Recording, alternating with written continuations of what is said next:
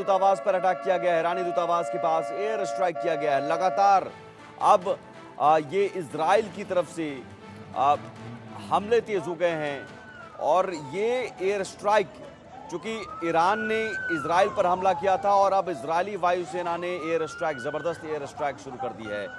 दमिश्क में ईरानी दूतावास के पास एयर स्ट्राइक किया गया है। सीरिया में ईरानी दूतावास पर बड़ा हमला किया गया है और ईरान वर्सेस इजराइल का ये संग्राम थमने का नाम नहीं ले रहा है। दमिश्क में इजरायली वायुसेना ने एयर स्ट्राइक किया, इजरायली वायुसेना की जबरदस्त एयर स्ट्राइक। एक और बड़ी खबर, इजरायली वायुसेना की एयर स्ट्राइक, जबरदस्त एयर स्ट्राइक से सीरिया दहल गया।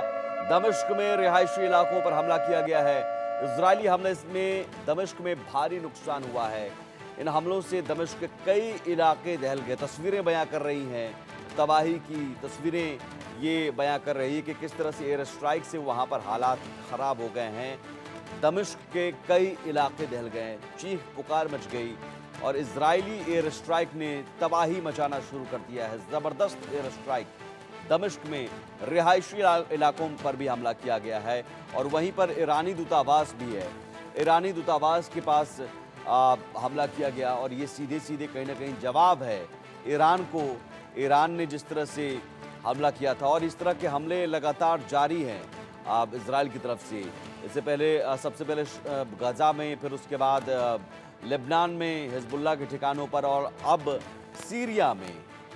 हमारे साथ दो खास मेहमान जुड़े हुए हैं, तीन खास मेहमान जुड़े हुए हैं। Group captain retired UK Devnath, defence expert के तौर पर, wing commander retired Prafull Bakshi और साथ ही कर्नल रिटायर्ड संजीत सिरोही है हमारे साथ।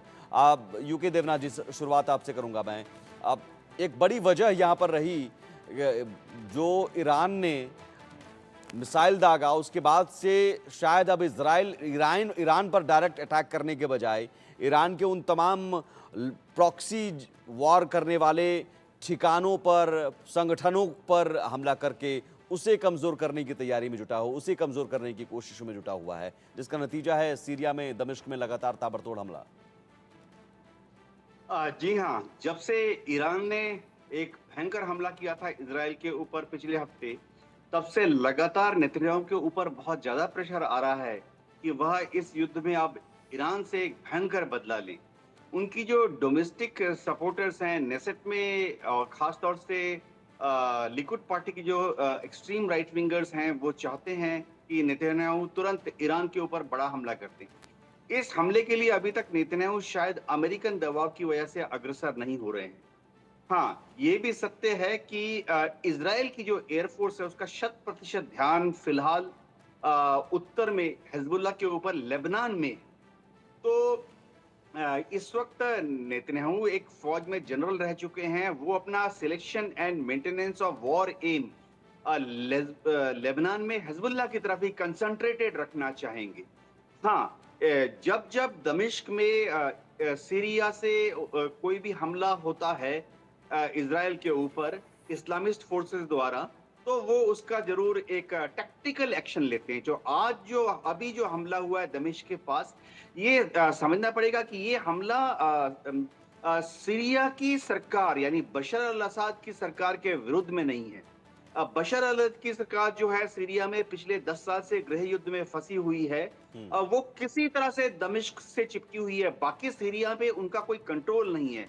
बाकी जो सीरिया है वहां पर उनके जो विरोधी हैं, इस्लामिस्ट फोर्सेस हैं, सेपरेटिस्ट फोर्सेस हैं, वो ऑपरेट कर रहे हैं। तो ये जो हमला किया था इजराइल ने, ये बशर अल असद के एसेट्स पर नहीं है, वरन जो इस्लामिक फोर्सेस जो कि सीरिया से ऑपरेट कर रही हैं इजराइल के विरुद्ध, उनके खिलाफ है।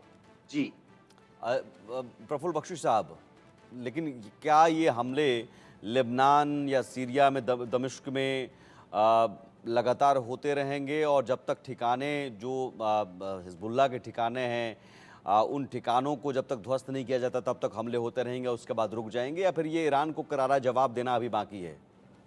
देखिए, ये जो हमला हुआ है, ये हमला तो सीरिया के ऊपर पहले भी हो चुका है। सीरिया से लड़ाई भी हो चुकी है और आपको पता है कि किस तरीके से उन्होंने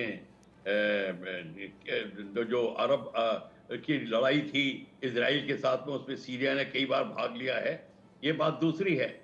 बात सारी ये है कि अब ईरान को, इजराइल को पता चल गया है